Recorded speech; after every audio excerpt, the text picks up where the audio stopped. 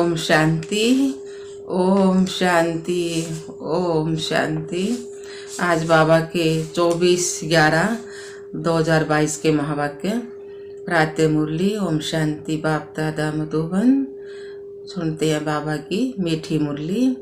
बाबा ने कहा, मीठे बच्चे जी बाबा, तुम्हें श्रीमत पर पूरा पूरा ध्यान देना है। बाप का फरमान है, बच्चे मुझे याद करो और नॉलेज को धारण कर दूसरों की भी सेवा करो। प्रश्न दिया बाबा ने, बाबा बच्चों की उन्नति के लिए कौन सी राय बहुत अच्छी देते हैं? उत्तर दिया बाबा ने, मीठे बच्चे, अपना हिसाब किताब पोता में रखो, अमृत बेले प्यार से याद करो, लाचारी याद में नहीं बैठो, श्रीमत पर देई अभिमानी बन पूरा पूरा रहम दिल बनो तो बहुत अच्छी उन्नति होती रहेगी। दूसरा प्रश्न आया है बाबा का, याद में विघ्न रूप कौन बनता है? उत्तर क्या बाबा ने, पास्ट में जो विक्रम किए हुए हैं वही याद में बैठते समय विघ्न रूप बनते हैं।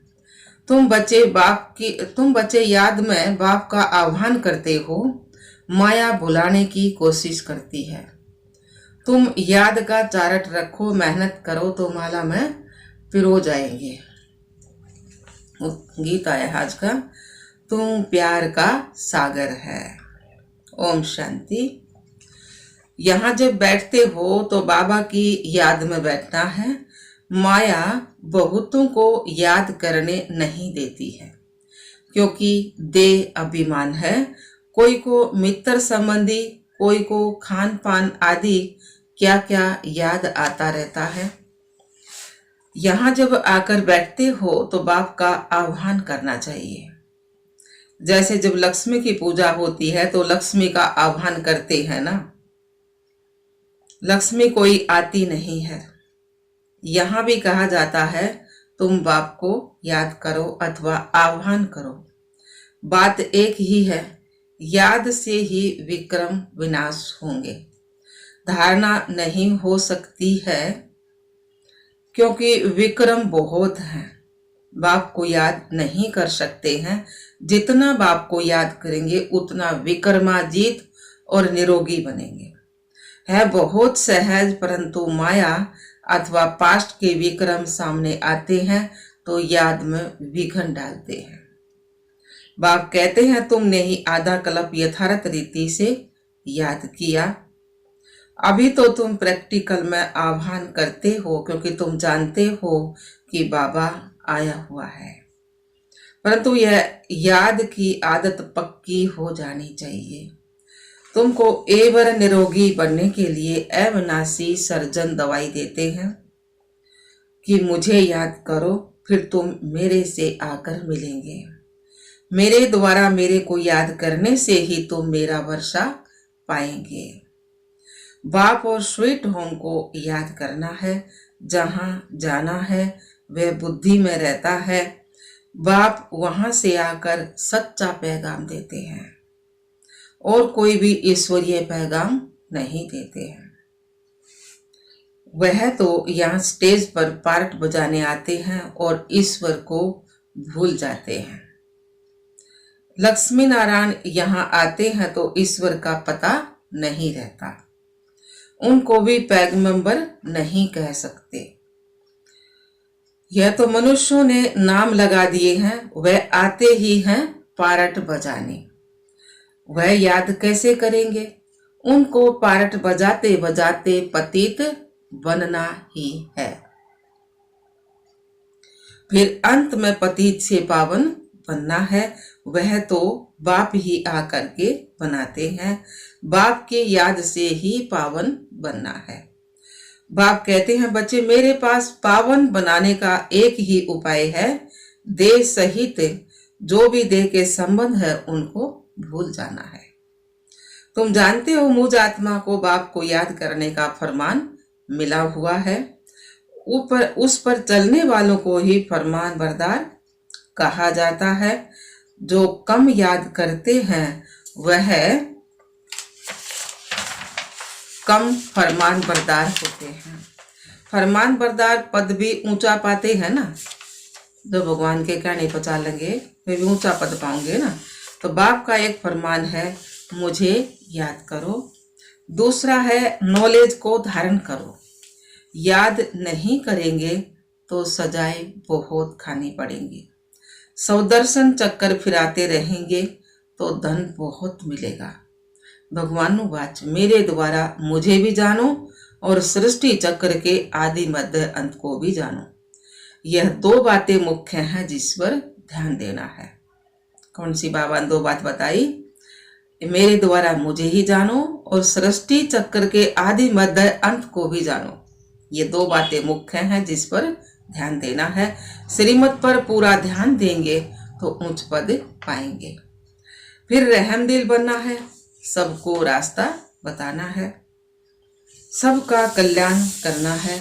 मित्र संबंधियों आदि को भी सच्ची यात्रा पर ले जाने की युक्ति रचनी है। वह है जिस्मानी यात्रा और यह है रूहानी यात्रा। यह स्पिरिचुअल नॉलेज कोई के भी पास नहीं है। वह है सब शास्त्रों की फिलोसॉफी और यह है रूहानी नॉलेज। सुप्रीम रूह यह नॉलेज देते हैं रूहों को। रूह को ही वापिस ले जाना है। अमृत बेले जब आकर बैठते हैं, कोई तो लाचारी में आकर बैठते हैं, उन्हों को अपनी उन्नति का कुछ भी ख्याल नहीं है। बच्चों में दे अभिमान बहुत है।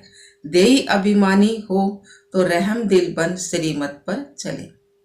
बाप कहते हैं अपना चार्ट लिखो। कितना समय याद करते हैं, आगे चार्ट रखते थे ना।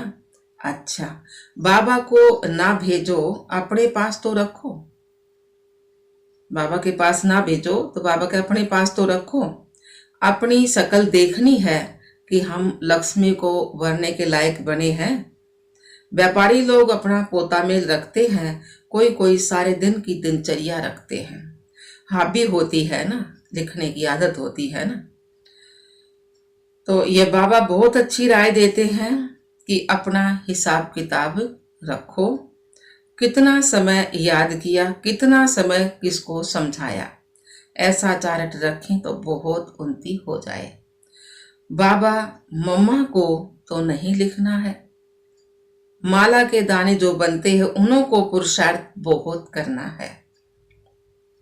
बाबा ने कहा ब्राह्मणों की माला अभी नहीं बन सकती है, अंत में बनेगी।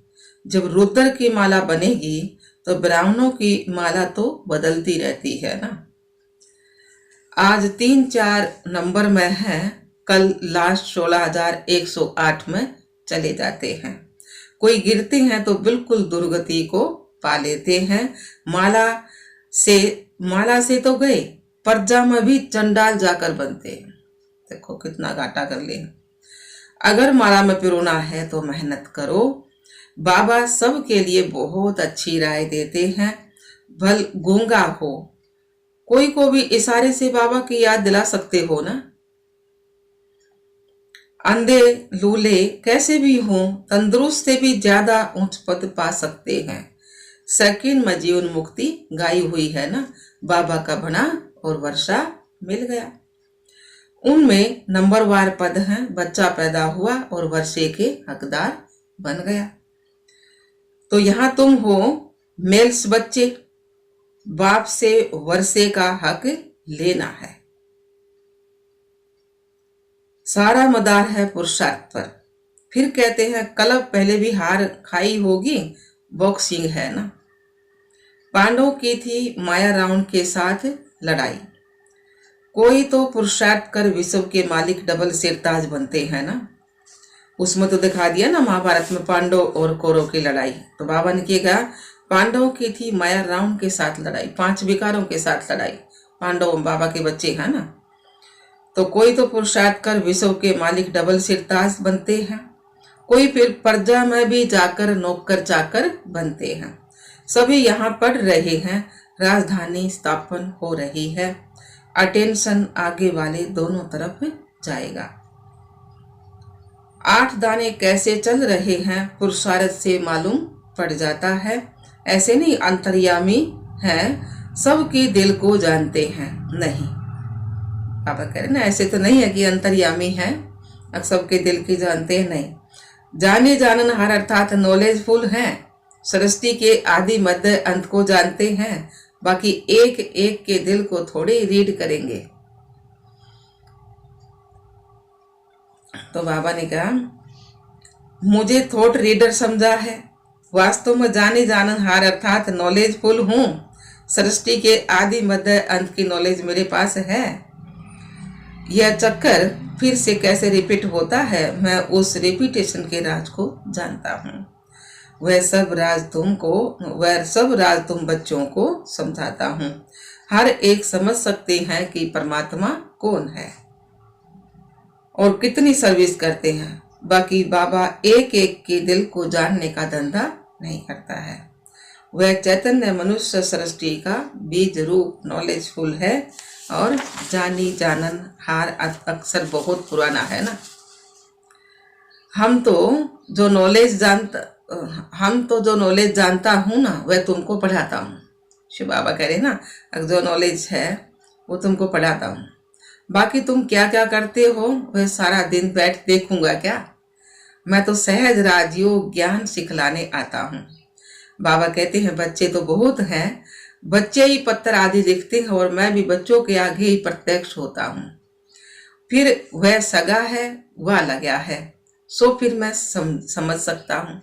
हर एक की पढ़ाई है। श्रीमत पर सभी को एक्ट में आना है, कल्याणकारी बनना है। तुम जानते हो बृहस्पति को वृक्षपति डे भी कहा जाता है। वृक्षपति सोमनाथ भी ठहरा, शिव भी ठहरा। बच्चों को बहुत करके गुरुवार के दिन स्कूल में बिठाते हैं ना, तो गुरु भी करते हैं। तुमको सोमनाथ बाप पढ़ाते हैं ना, नशा होना चाहिए ना, हमने खुद भगवान पढ़ा है। तो रुद्र भी सोमनाथ को ही कहते हैं रुद्र ज्ञान यज्ञ रचा। यह एक ही यज्ञ चलता है जिसमें सारी पुरानी दुनिया की शामगरी सभा होनी है। तत्व भी उथल पुथल में आ जाते हैं, सब इसमें सभा हुए हैं। सामने महाभारत लड़ाई खड़ी है। यह सब शांति के लिए यज्ञ रचते हैं, परंतु मैटेरियल यज्ञ से शांति नहीं हो सकती ना। इस यज्ञ से विनाश ज्वाला प्रकट होती है। यह भ्रष्टाचारी दुनिया, इसमें सब सवा हो जाने वाली है। यह सब बच्चों को देखना है। देखने वाले बड़े महावीर चाहिए। मनुष्य तो हाय हाय करेंगे। तुम्हारे लिए लिखा हुआ है, मिर्गा मौत मलुक का शिकार। सतयुग में बहुत थोड़े मनुष्य थे। एक धर्म था, आदि सनातन देवी देवता धर्म। अब कलयुग के अंत में देखो कितने मनुष्य हैं, कितने धर्म हैं। तो यह सब धर्म कहाँ तक चलेंगे? सतयुग तो जरूर आना है। अब सतयुग की स्थापना कौन करेंगे? रस्ता बाप ही करेंगे ना। कलयुग का विनाश भी सामने खड़ा है। तुम भूल गए हो कि गीता का भगवान कौन है? गीता का भगवान शिव बाबा है ना। तो भगवान ने सौरभ की स्थापना की, इसमें लड़ाई की तो कोई बात नहीं है। उसने माया पर जीत पहनाई है। इस राज को न समझ उन्होंने असुर और देवताओं की लड़ाई दिखा दी है। वह तो होती ही नहीं है। तुम बच्चों को बाप द्वारा जो पास्ट प्रेजेंट फ्यूचर की नॉलेज मिली है, यह सौदर्शन चक्कर तुमको फिराना है। बाप और रचना को याद करना है। कितनी सहज बात है। गीता था तो प्यार का सागर है। आज बाबा ने लिखा है, तुम ocean of knowledge, ocean of wills लिखते हो, बाकी ओशन ऑफ लव भी जरूर लिखना है ना। तो बाबा की महिमा बहुत है, परंतु सर्वव्यापी कहने से बाप की महिमा गुम कर दी है। श्री कृष्ण के लिए लिखा है कि 16,108 रानियां थी। जन्माष्टमी के दिन श्री कृष्ण को झूले में झुलाते हैं, परंतु किसको पता नहीं है कि श्री कृष्ण ही शादी होने के बाद नारायण बनता है। श्री नारायण बनते हैं। राधे फिर लक्ष्मी बनती है। लक्ष्मी ही फिर जगत अम्मा बनती है। किसी को नहीं पता ना इन बातों का। तो यह कोई भी नहीं जानते। अब बाप कहते हैं, मेरे को जानने से तुम सब कुछ जान जाओगे। परंतु जो देही अभिमानी नहीं बनते उनको धारणा भी नहीं हो सकती। आधा कल्प तो देह अभिमान चला है। सतयुग में भी परमात्मा का ज्ञान नहीं रहता है। यहाँ पाठ बजाने आते हैं और परमात्मा को भूल जाते हैं। यह तो समझते हैं आत्मा एक शरीर छोड़ दूसरा लेती है, परंतु वहां दुख की बात नहीं है। यह परमात्मा की महिमा है, ज्ञान का सागर है, प्रेम का सागर है, आनंद का सागर है, शक्ति का सागर है, शांति का सागर है। तो एक बूंद है मन मना भव मध्याजी भव। मन मना भव मुझे याद करो और मध्याजी भव लक्ष्मी नारायण जैसा, विष्णु जैसा बनो। तो ये मिलने से हम विषय सागर के से क्षीर सागर में चले जाते हैं। स्वर्ग में घी दूध की नदियां बहती हैं, यह सब महिमा है। बाकी घी दूध की नदियां थोड़ी हो सकती हैं। वैसे सब क्या है कि मौज रहेगी ना। इब तो घी सोने के भाव हो रहा है, सतयुग में घी दूध मौज रहेगा सबके घर में। तो यह भी तुम जानते हो कि स्वर्ग किसको कहा जाता है। बल अजमेर में मॉडल है, परंतु जानते कुछ भी नहीं। अजमेर में एक सतयुग की सजा मॉडल है, लेकिन जानते कोई कुछ नहीं ना कि भी कहाँ का क्या है ये। तुम कोई को समझाओ तो वे झट समझ जाएंगे। वहां जाकर अजमेर में समझाओ सतयुग के मॉडल के बारे में तो बाबा को समझ जाएंगे। बाकी ये रास विलास तो खेल कूद है। जैसे बाबा के पास आदि मध्य अंत का ज्ञान है, तो तुम बच्चों की बुद्धि में भी ये सब फिरना चाहिए ना। बाप की महिमा एक्यूरेट सुनानी है, उनकी महिमा अपरम अपार है। सब एक जैसे तो नहीं हो सकते हैं ना। हर एक को अपना अपना पार्ट मिला हुआ है। पोप का भी अगर ड्रामानुसार पार्ट होगा तो मिलेगा ना। अगर दूसरा होगा तो फिर आगे चलकर देखेंगे। जो दिव्य दृष्टि से दिखाया था तो वह सब इन आंखों से देखेंगे। विष्णु का साक्षात्कार किया है, वहां भी प्रैक्टिकल जाएंगे, फिर साक्षात्कार होना बंद हो जाता है। सतयुग त्रेता में न साक्षात्कार न भक्ति है, फिर भक्ति मार्ग से यह सब बातें शुरू होती हैं। कितनी अच्छी अच्छी बातें बाबा समझाते हैं, जो फिर बच्चों को औरों को भी समझानी है। बहनों और भाइयों, आकर बाप से वर्षा लो। उस ज्ञान से परमात्मा को सर्वव्यापी कहकर महिमा गुम कर दी है और गलानी कर दी है। तुम बच्चे यथार्थ महिमा को जानते हो ना। अच्छा जी बाबा, मीठे मीठे सिकिलधे बच्चों प्रति माता पिता बाप दादा का याद प्यार और गुड मॉर्निंग। रूहानी बाप की रूहानी बच्चों को नमस्ते। हम रूहानी बच्चों की रूहानी बाप दादा को याद प्यार गुड मॉर्निंग, नमस्ते नमस्ते नमस्ते जी। हम बाबा के बच्चे सदा रहे हंसते और हंसाते बाबा। शुक्रिया मीठे बाबा, शुक्रिया बाबा। धारणा बाबा ने सुनाया है। पहला पॉइंट है, हर एक्ट श्रीमत पर करनी है। सबका कल्याणकारी रहम दिल बन सेवा करनी है। दूसरा पॉइंट, याद की आदत पक्की डालनी है। याद में बैठने समय कोई भी मित्र संबंधी खान पान आदि याद न आए, इसका अटेंशन रखना है। याद का चार्ट रखना है। वरदान दिया बाबा ने, नॉलेजफुल बन, व्यर्थ को समझने और मिटाने और परिवर्तन करने वाले नेचुरल योगी भाव। नॉलेजफुल बन, व्यर्थ को समझने मिटाने और परिवर्तन करने वाले ही नेचुरल योगी भाव। सार दिया बाबा ने, नेचुरल योगी बनने के लिए मन और बुद्धि को व्यर्थ से बिल्कुल फ्री रखो।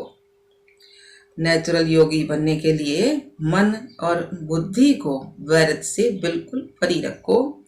इसके लिए नॉलेजफुल के साथ साथ पावरफुल भी बनो।